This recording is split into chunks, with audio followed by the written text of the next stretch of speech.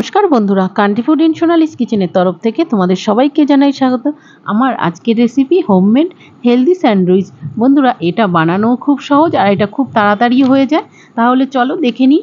আজকে আমি দু রকমের স্যান্ডউইচ তোমাদেরকে বানিয়ে দেখাবো। তার জন্য প্রথমে দেখো, বুকের সলিড মাংস নিয়ে নিয়েছি আর মাংসটাকে আমি একটা বাটির মধ্যে ছোট ছোট টুকরো করে সিদ্ধ করে নিয়েছি। সিদ্ধ করার সময় মাংসের মধ্যে একটু রসুন, একটু আদা, লবণ ও গোলমরিচ গুঁড়ো দিয়ে মাংসটাকে সিদ্ধ করে নিয়েছি। সিদ্ধ করা হয়ে গেছে, এরকম একটা পাত্রে তুলে নিয়েছি। তুলে আর দুটো কাঁটা চামচের সাহায্যে এইভাবে আমি সব মাংসগুলোকে ছোট ছোট টুকরো করে নিচ্ছি।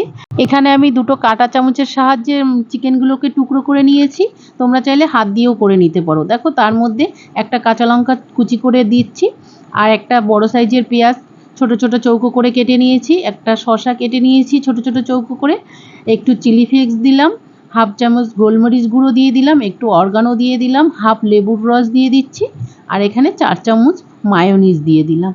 দিয়ে সবগুলো একটা কাঁটা চামচের সাহায্যেই ভালোভাবে এইভাবে মেখে নিচ্ছি। এখানে এটা আমি কাঁটা চামচ দিয়ে মেখে নিচ্ছি, যেহেতু আমার হাতের কাছে ছিল তাই।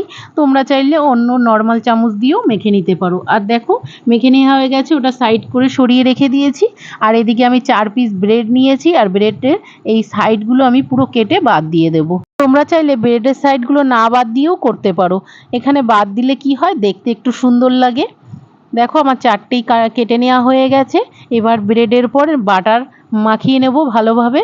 4টে ব্রেডেই এইভাবে একটা চামচের সাহায্যে আমি বাটার মাখিয়ে নিলাম। দেখো, এখানে বাটারটা আমি চামচ দিয়ে মাখিয়েছি, তোমরা চাইলে ছুরি দিয়েও মাখিয়ে নিতে পারো। দেখো, 4টেই মাখানো হয়ে গেছে। আর চিকেনের ওই মাখাটা আমি দুটোর উপরে দিয়ে আর দুটো দিয়ে চেপে দিলাম। এবার একটা ধারালো ছুরি দিয়ে কেটে নেবে।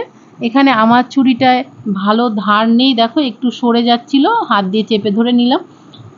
ব্যাস, তৈরি হয়ে গেল আমার চিকেন স্যান্ডউইচ। বন্ধুরা দেখো, কত সহজে ঝটপট তৈরি হয়ে গেল। সকালবেলার ব্রেকফাস্টে এরকম হলে ব্যাস জমে যায়। আর এক রকমের আমি করে দেখাচ্ছি তোমাদেরকে। প্রথমে দেখো, দুটো ডিম আমি আগে থাকতে সিদ্ধ করে রেখেছিলাম। ডিম দুটো থেকে সাদা অংশ আর কুসুমটা আমি আলাদা করে নিচ্ছি। সাদা অংশটা সাইড করে সরিয়ে রেখে দিচ্ছি, পরে কাজে লাগাবো। আর কুসুমটা একটা কাঁটা চামচের সাহায্যে এইভাবে করে নিলাম।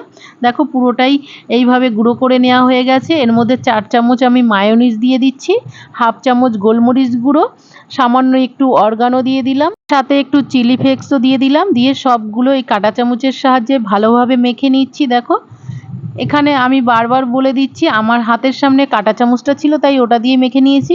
এবার একটা ছুরির সাহায্যে ডিমের সাদা অংশগুলোকে আমি ছোট ছোট টুকরো করে নেব। এখানে আমি ডিমের সাদা অংশটা একটা ছুরির সাহায্যে এরকম ছোট ছোট চিলি করে নিচ্ছি। বন্ধুরা, তোমরা চাইলে এটা হাত দিয়েও ভেঙে নিতে পারো।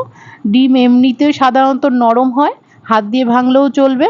আমার হাতের কাছে ছুরি ছিল তাই আমি ছুরি দিয়ে কেটে নিলাম। সব কেটে নেওয়া হয়ে গেছে। কুসুমটা যে আমি মেখে রেখেছিলাম তার মধ্যে সাদা অংশটাও ঢেলে দিলাম। তার মধ্যে আগে থাকতে আমি কিছু সবজি কেটে রেখেছিলাম, যেমন ধরুন হাফ ক্যাপসিকাম, গাজর হাফ কেটে রেখেছিলাম, একটা শসার হাফ কেটে রেখেছিলাম আর কিছু পেঁয়াজ। সব ছোট ছোট চৌকো করে আমি কেটে রেখেছিলাম আগে থাকতে, সেগুলো পরপর দিয়ে দিলাম। দিয়ে কাঁটা চামচের সাহায্যে ভালোভাবে আবারও সব একসঙ্গে মেখে নিচ্ছি এইভাবে। আর সবশেষে একটু বাঁধাকপি কুচি উপর থেকে দিয়ে দেবো। দিয়ে আবারও সব ভালোভাবে মেখে নেব, বাঁধাকপিটাও যাতে সব কিছুর সঙ্গে ভালোভাবে মিশে যায়।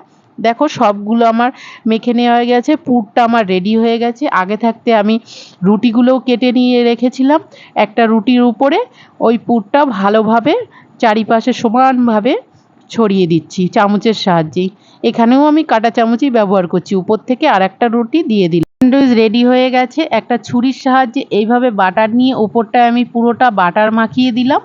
এবার ওভেনে একটা কড়াই বসিয়ে দিয়েছি। কড়াইটা হালকা গরম হয়ে গেছে। যে সাইডে আমি বাটার লাগিয়েছিলাম সেই সাইডটা কড়াইতে দিয়ে দিলাম।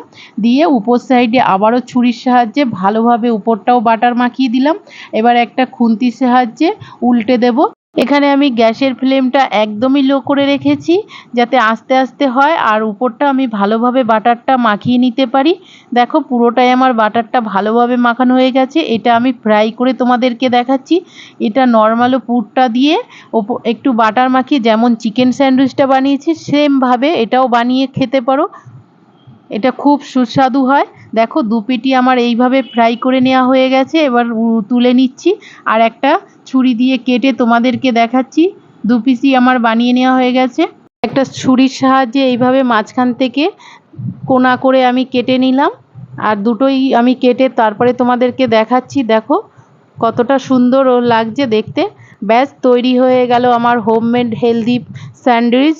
বন্ধুরা এইভাবে তোমরাও একবার অবশ্যই বাড়িতে ট্রাই করে দেখতে পারো। আর আমার ভিডিওগুলো যদি তোমাদের ভালো লেগে থাকে প্লিজ আমার চ্যানেলটা সাবস্ক্রাইব করে দিও আর আমার পাশে থেকো। তাহলে দেখা হচ্ছে পরের ভিডিও।